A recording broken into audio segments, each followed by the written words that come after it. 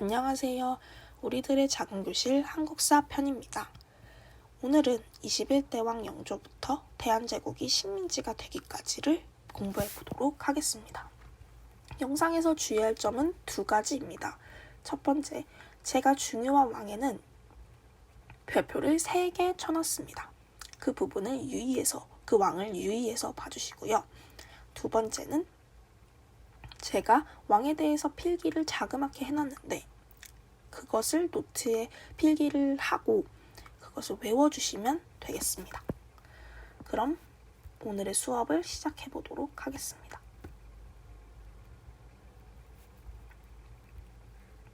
먼저 오늘 첫 번째 왕은 21대 왕 영조입니다. 시대 배경은 영조가 경종의 통치를 못마땅해 했고 영조가 경종을 독살해서 왕위를 차지했다라는 구설이 돌았습니다. 그리고 국내에서 정치적인 이념이 다른 사람들끼리 모여서 무리를 만들어서 나눠지는 그런 분당 정치가 좀 심각하게 변해서 정치판이 혼란해지고 있었습니다. 업적입니다. 업적은 영조의 업적이 되게 중요한데 첫 번째, 탕평책을 펼쳤고 두 번째, 여기서 잠깐 탕평책이 뭘까요? 탕평책은 분당 정치를 변질을 해결하기 위해서 인재를 고르게 등용하는 것을 말합니다. 두 번째는 서원을 정리하는 것입니다. 이것도 분당 정치의 변질을 해결하기 위한 방안이었습니다. 세 번째는 균역법을 시행하고 네 번째는 사형수 재판을 3번 하고 속대정과 동국문헌비고를 편찬하는 일이었습니다. 21대 왕 영조의 주요 사건은 여러분도 알다시피 사도세자를 뒤주에 가두는 사건입니다.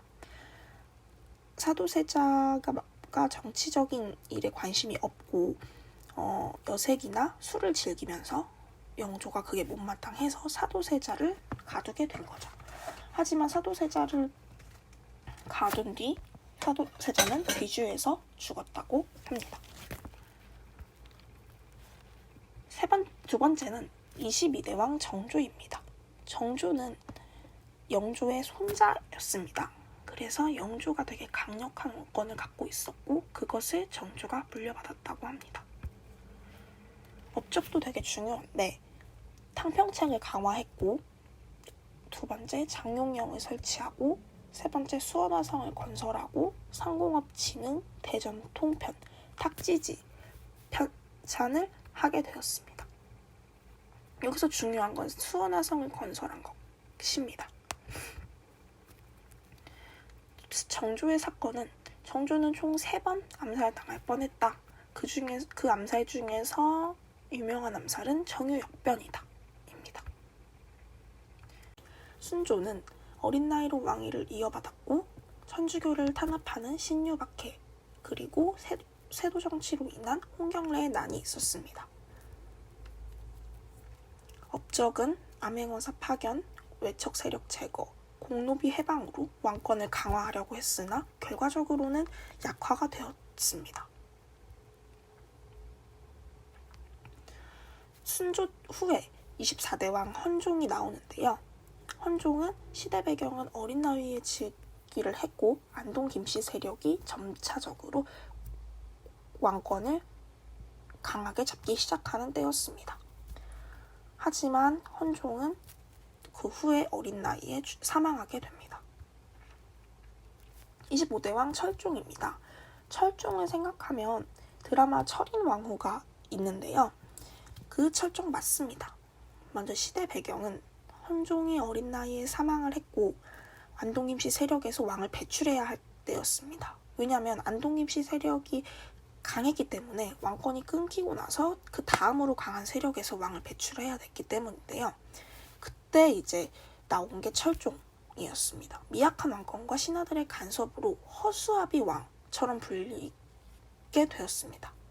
그리고 그때의 삼정의 문란이 가장 심각할 때였습니다. 삼정의 문란은 전정, 군정, 환정의 3가지에서 문란이 일어났었던 것이었습니다. 이 삼정의 문란이 심각하던 때였습니다. 목적은 삼정이 정청, 삼정의 문란을 해결하기 위해서 놓은 정치 기구였는데요. 하지만 그게 신하들의 지지가 없었기 때문에 실패를 했습니다.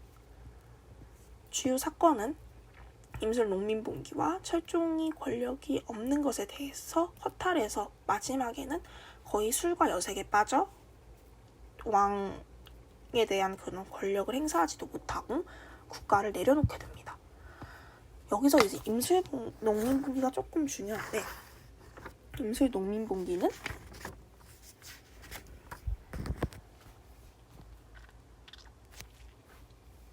홍경래의 난이 이제 서북지방에 대한 차별과 세도 정권의 수탈에 대한 저항이었다면, 이게 만 4개월 동안 지속된 홍경래의 난이 관군에 의해 진압되었으나 이후에 하층민 봉기가 활성화되는데 큰 영향을 미쳤습니다.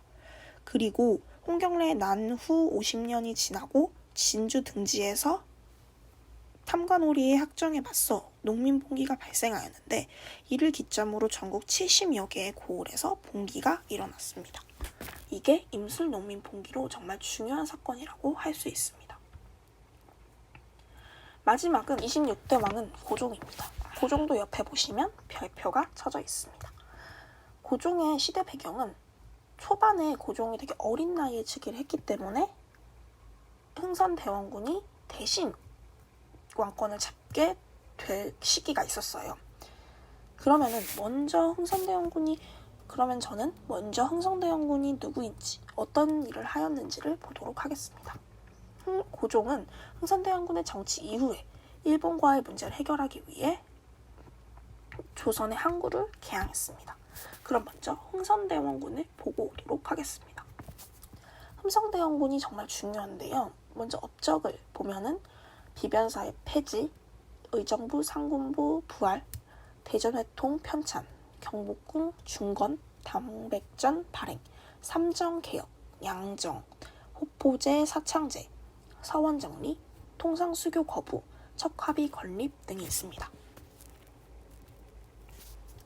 주요 사건은 되게 유명한 사건들이에요. 그래서 이 순서는 외워주었으면 좋겠습니다.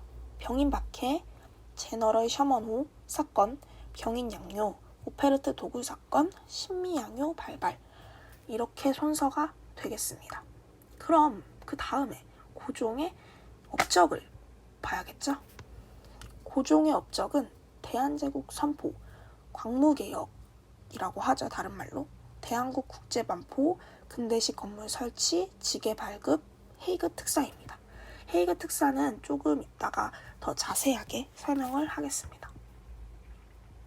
고종의 주요 사건은 러시아 공사관으로 피신을 했던 아관파천, 동학농민운동, 헤이그 특사 파견 및 퇴위, 3.1운동이 있습니다. 3.1운동은 사실 고종 시대에 된 건 아니지만 고종이 독살했다라는 구설이 있고 난 후에 고종의 인산일에 맞춰 3.1운동이 일어난 것입니다.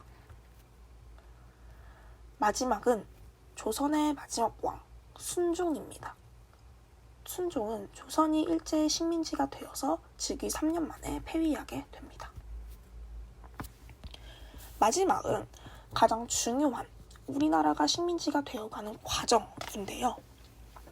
가장 먼저는 강화도 조약이 있습니다. 이게 되게 불평등한 조약이라고 다들 배웠을 겁니다. 그 후에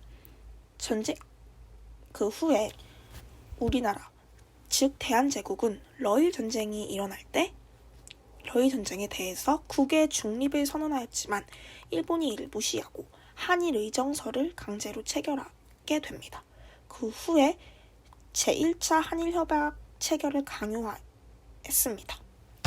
그 후에 러일 전쟁이 일본의 승리가 확실하게 되자 영국, 미국과 조약을 잇따라 체결해서 한국에 대한 지배를 국제적으로 인정받게 됩니다. 그 후에 제2차 한일협약이라고도 부르는 을산의약을 체결하게 되고요. 을산의약의 체결로 사실은 통감부가 설치가 되고 외교권이 박탈되면서 우리나라의 식민지화가 거의 확정되었다고 보시면 됩니다. 그 후에는 한일 신협약을 맺는데 한일 신협약으로 대한제국의 군대가 해산되게 됩니다. 마지막은 총리 대신 이완용과 통감 대리우치 사이에서 한국 병합 조약이 조인되게 됩니다. 즉 한국이 일본과 병합, 하나로 합쳐진다는 식민지화가 되게 되는 것입니다. 네, 이상으로 우리들의 작은 교실 한국사 21대왕 영조부터 대한제국이 식민지가 되기까지 영상을 마무리하도록 하겠습니다. 여러분의 고등학교 생활이 정말 밝고 정말 재밌고 정말 웃을 날만 가득하기를 응원하도록 하겠습니다. 감사합니다.